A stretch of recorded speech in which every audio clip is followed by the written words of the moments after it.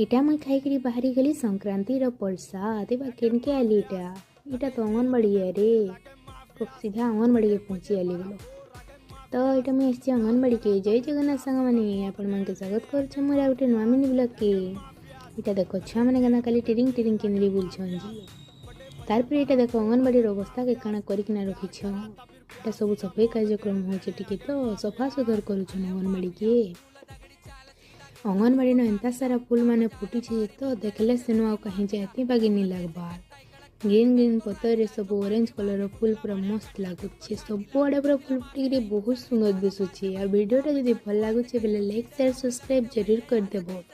इटा मुई बाहरी पड़ली हमर घर आड़े आ कथा लागुन लागुन देख तो किंतरा तरा ने ढुकुछन जेथि लगी मते कोसन साइकिल चले नहीं जानो बोलिकरी।